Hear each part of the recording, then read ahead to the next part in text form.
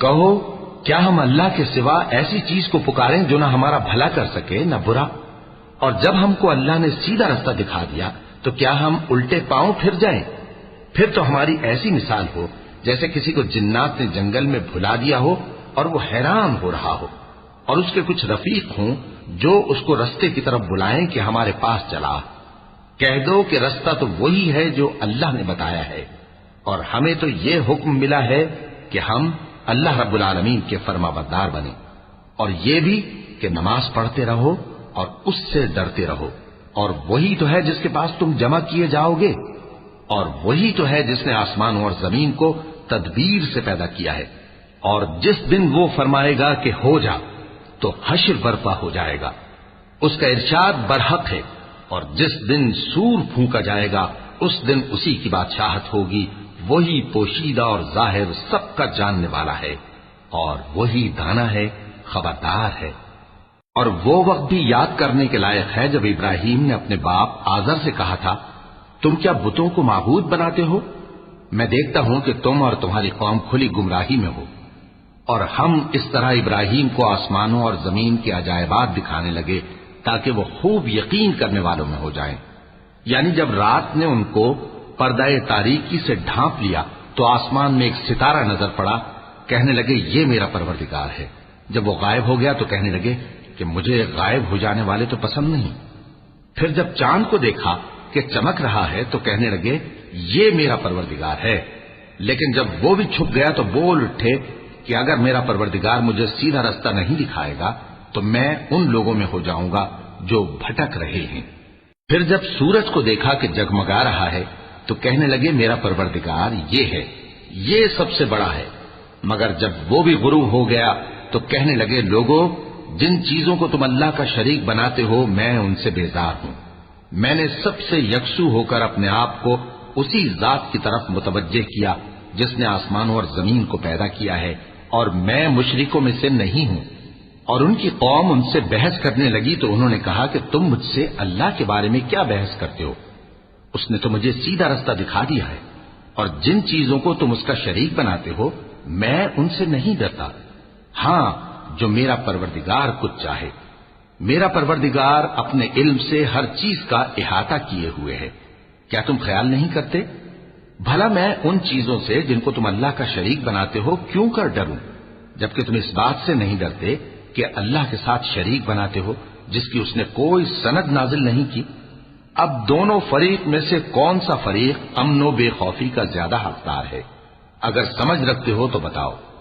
جو لوگ ایمان لائے اور انہوں نے اپنے ایمان کو شرک کے ظلم سے ملوث نہیں کیا ان کے لیے امن و بے خوفی ہے، اور وہی ہدایت پانے والے ہیں۔ اور یہ ہماری دلیل تھی جو ہم نے ابراہیم کو ان کی قوم کے مقابلے میں عطا کی تھی۔ ہم جس کے چاہتے ہیں درجے بلند کر دیتے ہیں، بے شک تمہارا پروردگار دانا ہے، خبردار ہے۔ اور ہم نے ان کو اسحاق اور یعقوب بخشے اور سب کو ہدایت دی، اور پہلے نوح کو بھی ہدایت دی تھی، اور ان کی اولاد میں سے داؤد اور سلیمان اور ایوب اور یوسف اور موسیٰ اور ہارون کو بھی۔ اور ہم نیک لوگوں کو ایسا ہی بدلہ دیا کرتے ہیں۔ اور زکریا اور یحییٰ اور عیسیٰ اور الیاس کو بھی، یہ سب نیکوکار تھے۔ اور اسماعیل اور الیسع اور یونس اور لوط کو بھی، اور ان سب کو دنیا جہاں کے لوگوں پر فضیلت بخشی تھی، اور بعض کو ان کے باپ دادوں اور اولاد اور بھائیوں میں سے بھی، اور ان کو برگزیدہ بھی کیا تھا اور سیدھا رستہ بھی دکھایا تھا۔ یہ اللہ کی ہدایت ہے، اس پر اپنے بندوں میں سے جسے چاہے چلائے۔ اور اگر وہ لوگ شرک کرتے تو جو اعمال وہ کرتے تھے سب ضائع ہو جاتے۔ یہ وہ لوگ تھے جن کو ہم نے کتاب اور حکم شریعت اور نبوت عطا فرمائی تھی۔ اگر یہ کفار ان باتوں سے انکار کریں تو ہم نے ان پر ایمان لانے کے لیے ایسے لوگ مقرر کر دیے ہیں کہ وہ ان سے کبھی انکار کرنے والے نہیں۔ یہ وہ لوگ ہیں جن کو اللہ نے ہدایت دی تھی، تو تم انہی کی ہدایت کی پیروی کرو۔ کہہ دو کہ میں تم سے اس کا کوئی صلہ نہیں مانگتا، یہ تو دنیا جہان کے لوگوں کے لیے محض نصیحت ہے۔ اور ان لوگوں نے اللہ کی قدر جیسی جاننی چاہیے تھی نہ جانی۔ جب انہوں نے کہا کہ اللہ نے کسی انسان پر وحی اور کتاب وغیرہ کچھ بھی نازل نہیں کیا، کہو کہ جو کتاب موسیٰ لے کر آئے تھے اسے کس نے نازل کیا تھا، جو لوگوں کے لیے نور اور ہدایت تھی اور جسے تم نے علیحدہ علیحدہ اوراق پر نقل کر رکھا ہے کہ ان کے کچھ حصے کو تو ظاہر کرتے ہو اور اکثر کو چھپاتے ہو، اور تم کو وہ باتیں سکھائی گئیں جن کو نہ تم جانتے تھے اور نہ تمہارے باپ دادا۔ کہہ دو اس کتاب کو اللہ ہی نے نازل کیا تھا، پھر ان کو چھوڑ دو کہ اپنی بےہودہ بکواس میں کھیلتے رہیں۔